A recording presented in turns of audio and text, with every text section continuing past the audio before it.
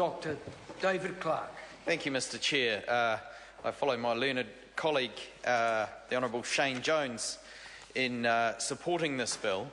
However, there are some things that ought to be covered in this debate, including the introduction of an SOP number 413 by the Minister, which must be regarded as one of the more embarrassing things that we will see in this Parliament this year.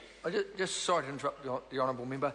Just want to remind members that this debate is about, on part one, it's the annual rates of income tax for 2013-2014. So just a general reminder for all members. Mr. Chair, I am quite happy to come back to the issue because there are, in further parts of the debate, I appreciate there will be opportunities in different parts to raise those issues which are particularly embarrassing for the government, but there's plenty more in part one that's embarrassing for the government to cover, so I shall concentrate on that as we start off. And I guess the embarrassing thing about part one, which covers most of the substance of the bill, is indeed the fact that it doesn't cover off those things that would really grow our economy. And we see here where the annual rates are set for the taxes and so on, the way in which we agree as a Parliament to continue certain parts of government business is something that can and ought and should be debated time and again. And the government here has failed to really grasp the nettle. And so, Mr. Chair, we fail to see them here grasping pro-growth tax reform. Once again, the opportunity is slipping by in a tax bill before this Parliament to discuss the opportunities that the OECD would recommend to us, that the Treasury would recommend to us, in fact that any credible economist around the Western world would recommend to us, that in fact most Western countries have already adopted, of instituting pro-growth tax reform in the form of a capital gains tax. Now, Labor-led government aims to introduce a capital gains tax to ensure that businesses in New Zealand are assisted in having money that is currently involved in the speculative property sector transferred across into the productive sector. Right now, unfortunately, there is something of a loophole in our tax system. It does protect the rights of invested capital, but what it doesn't do is use that capital most efficiently in our economy. And that loophole, very rare in the Western world, favours investors in property over investors in the productive sector. Labor regards this as wrong. Of course, as I've said, the OECD, the Treasury, other credible Western economists regard this as wrong. But this government has taken no steps to change it. They like the way it is now. They like the fact that the very wealthiest New Zealanders do not pay tax. Many of the wealthiest New Zealanders do not pay tax like the rest of us do because they're not on the top tax rate. They are not seizing the issue here. They're not addressing the fact that those New Zealanders are not paying tax on every dollar they earn. They treat their income in a different way so that it is not taxed. New Zealanders know this isn't fair. They are seeing fairness and opportunity slip away under this government as we see in New Zealand inequalities at the widest they have ever been in recorded history in New Zealand. We see in the Gini coefficients and the other measures that economists follow that inequalities in New Zealand are the greatest they have ever been. And here where we set the rates of taxation, we're reminded that these were changed, and they're not changed again here. The government has not seized the opportunity again in the 2010 tax package, where against its promise, it put up GST, taking money off New Zealanders, ordinary New Zealanders going about their business. John Key said he would not put up GST, and again, almost immediately after the election, up it went. We begin to distrust a government like that, say the ordinary citizens of New Zealand. Now, at the same time as that consumption tax was raised, the government sought to give some very big tax cuts to the wealthiest New Zealanders. The top 10% of New Zealand earners got 44% of the value of those 2010 tax cuts, and the bottom 20% got just 2%, Mr. Chair. of The Honourable those Member, Dr. David got just Clark. 2% of the value of those tax cuts.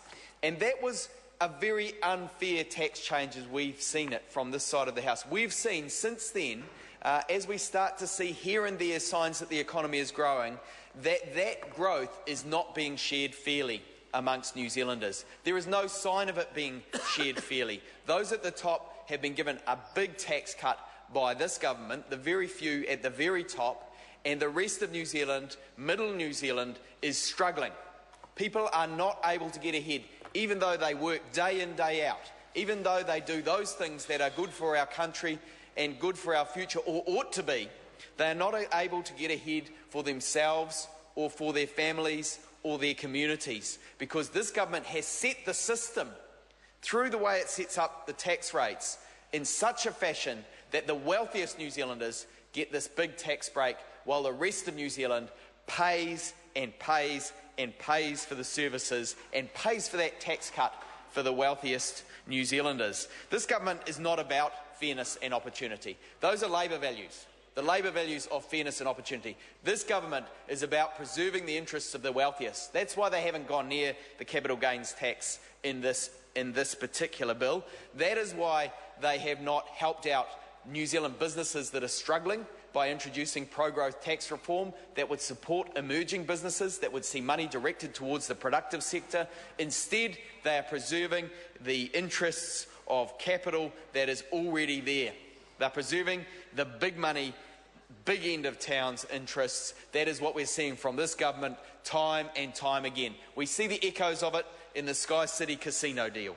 We see the echoes of it in the handout to Rio Tinto, who made record profits. And they didn't ask for any job guarantee. And the next day, Rio Tinto was cutting jobs. They took the 30 million from the Prime Minister, but they carried on with cutting jobs anyway. That is the kind of corporate welfare and the kind of attitude that underpins these tax rates we see here, that we reaffirm again today in this Parliament, unfortunately, that drive this wedge between rich and poor, that undermine the fairness and opportunity that New Zealanders value. That is actually what New Zealand values as a culture. This government is anti-New Zealand with its policy of driving a wedge between those of us at the very top, those at the very top and the rest of us New Zealanders who are struggling to get ahead despite working hard. And that is a great disappointment that is not being addressed properly in this bill, because I think this government is out of touch in not addressing it. It will, in time, see the consequences of not addressing it. Ordinary New Zealanders are sick and tired of being neglected, of seeing their hard-earned dollars being transferred to the tax cuts for the wealthiest New Zealanders, and so this government will face a day of reckoning come the next election. We heard the Prime Minister offering to have the election in a month's time during question time, offering across the House. It had those echoes of 1984 as the Prime Minister, off the top of his head, said, well, let's have it next month, sunshine. I bet he scuttled away from that before too long. He's out of touch, but he's probably not out of touch enough to recognise that that would not go well for him, because ordinary New Zealanders are becoming more and more and more concerned about the lack of opportunity, the lack of fairness in our society that is happening under this government's watch. They are concerned that the opportunities that they had through the schooling system and so on have disappeared. It is now the case that more and more New Zealanders are living in poverty, can't afford to buy raincoats for their kids, shoes to feed them so that they can learn in the schooling system. And they mock across the House. They think this is a laughing matter that 1 in 4 New Zealand kids goes to school hungry. But we on this side of the House think every New Zealander should have the opportunity to get ahead. We think we should have a fairer tax system where everybody pays their fair share. That includes multinationals, and that includes the wealthiest New Zealanders who currently structure their affairs to avoid paying tax. On this side of the House, we stand for fairness and opportunity, and we think it's a great shame that the government is not taking the opportunity in this bill to rectify the tax system, to make it fairer for all New Zealanders so that they can all reach their aspirations and stay in New Zealand, achieve their dreams, educate their children, instead of having to take flight to Australia in order to get opportunities. Now, this bill is largely uncontroversial aside from the lack of opportunity it represents and the foreign superannuation changes which colleagues have spoken to, Mr Chair. Mr Chair. I call the honourable member Raymond Ho. Thank you.